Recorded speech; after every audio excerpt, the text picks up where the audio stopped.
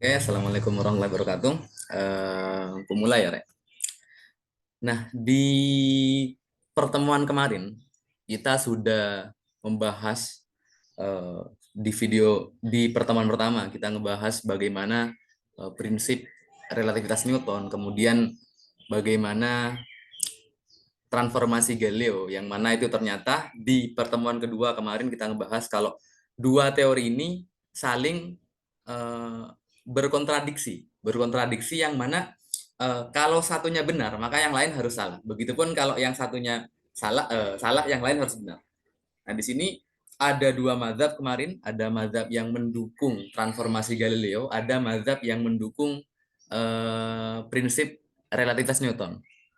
Nah, namun kebanyakan awalnya yang dominan para ilmuwan di abad 19 itu lebih mendukung transformasi Galileo dengan asumsi bahwa cahaya itu dia kecepatannya nggak konstan. Dia tergantung medium dan mediumnya ini kita sebut saja ether. Namun kemudian ada Pak Michelson, Pak Morley yang akhirnya membantah dengan eksperimen bahwasanya ether ini nggak ada, dan di pertemuan ketiga kemarin kita udah ngebahas bahwa ada Pak Einstein yang datang mendamaikan dua teori ini, yang mana Pak Einstein mengeluarkan dua postulat. Yang pertama itu ini ya, semua hukum fisika ini sama di semua kerangka inersial, dan yang kedua, kecepatan cahaya dia konstan untuk kerangka acuan manapun, selama dia kerangka acuannya inersial. Dan ini secara fisiknya ini, namun secara matematisnya Pak Einstein ini bekerja sama dengan Pak Lorentz, lalu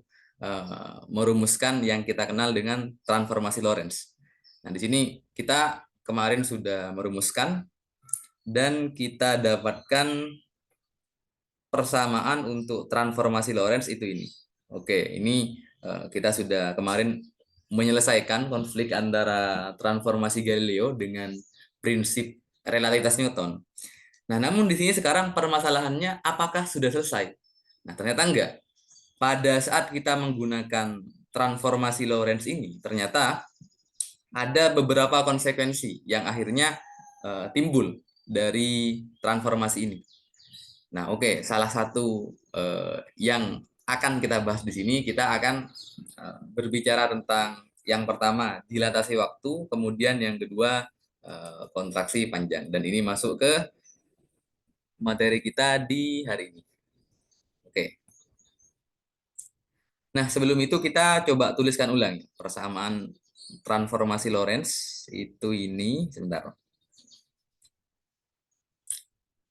Oke, ini ya, ini.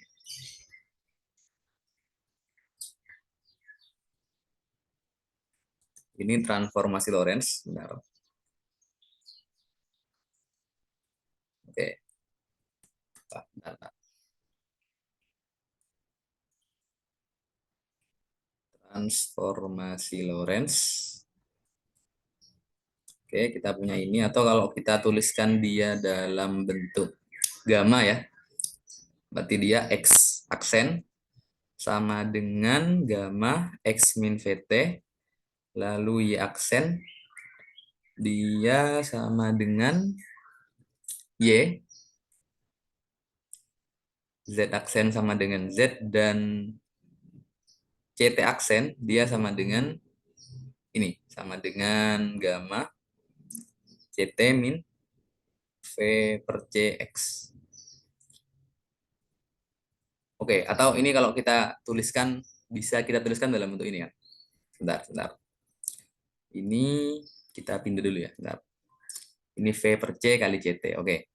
Ini kalau kita lihat ada keseragaman antara X aksen dengan CT aksen. Ini kita analisis, jangan terpisah ya. Kita anggap dia CT aksen karena dia dimensinya agar sama dengan ini. Oke, kalau kita misalkan di sini mencari X aksen, kita tinggal tambahkan gamma kali dalam kurung X. Lalu kita tambahkan ini. Nah, lalu ini CT. Nah, begitupun kalau kita nyari CT aksen, ya tetap di sini CT ya. Ini mirip bentuknya kan ya. Ada min V per C, lalu kita kalikan X. Oke, itu transformasi Lorentz. Dan bagaimana untuk sebaliknya? Bisa nggak kita mentransformasi dari X aksen ke X? Jadi kita nyatakan X, Y, Z, kemudian CT, tapi dalam ini dalam X aksen, Y aksen, Z aksen, dan Z aksen. Oke, kita kemarin udah dapat ini. Sebentar. Kita kemarin sudah dapat, ini. Oh, bukan. Sorry. Nah, ini.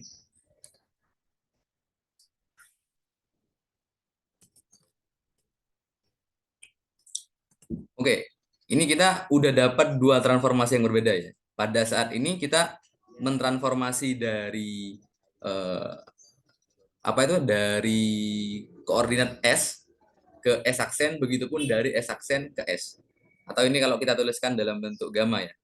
Ini berarti gamma.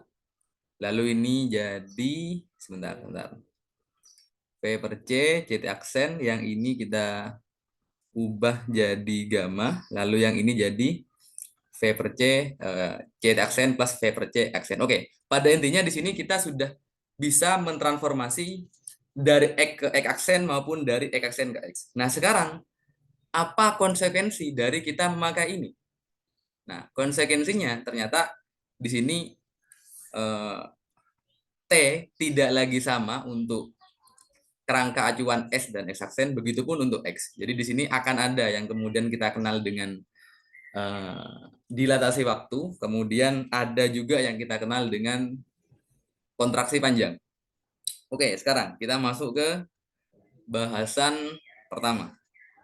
Kita akan bahas tentang dilatasi waktu. Oke, sekarang kita coba ini. Nah, oke, kita secara prinsip dulu.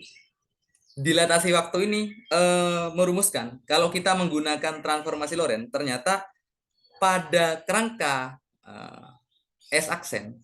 Nah, misalkan di sini ada, ya katakanlah kita punya jam misalkan, dan kerangka S aksen ini bergerak dengan kecepatan katakanlah V terhadap kerangka acuan S misalkan. Nah, misalkan ini ya, bentar. Ini oke. Kerangka S aksen yang bergerak dengan kecepatan V terhadap kerangka S, maka akan ada pemularan, akan ada pemuaian, boleh dikatakan pemuaian atau pemoloran ya, pemoloran waktu. Nah, sebesar ini, sebesar ini,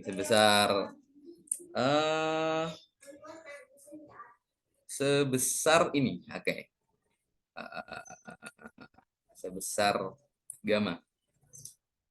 Nah, apa maknanya? Oke, gini, kita coba gambarkan.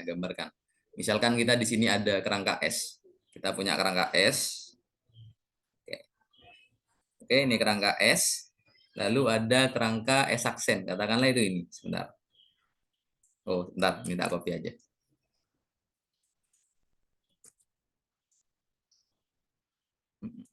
Sebentar. Kok nggak bisa? Sebentar. Wah, sebentar. Ini kita copy. Oke, ini kerangka S ya. Ini S. Ini S aksen. Ini S. Ini S aksen. Oh, maaf. Ini S. Ini S aksen. Oke, nah sekarang katakanlah pada mulanya kerangka S aksen sama S ini berimpit. Lalu oke, ini katakanlah berimpit. Oh, saya gambar lagi aja. Sebentar.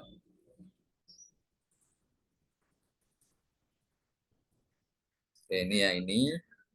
Terus ini kita pindah ke sana. Oke. Nah, katakanlah di sini ada katakanlah di kerangka S ini ada si siapa kemarin yang di S ini biasanya si Yuga ya. Ya.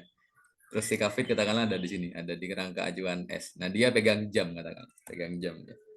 Nah, oke. Terus bentar. Ini si Kafit ya, ini si Kafit, dia pegang jam, katakanlah awalnya jam 12 pas. Terus di sini dia juga pegang jam.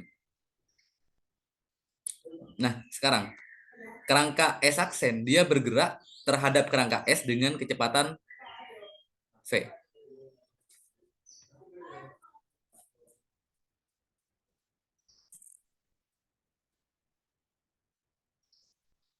Wah, kok ngelek.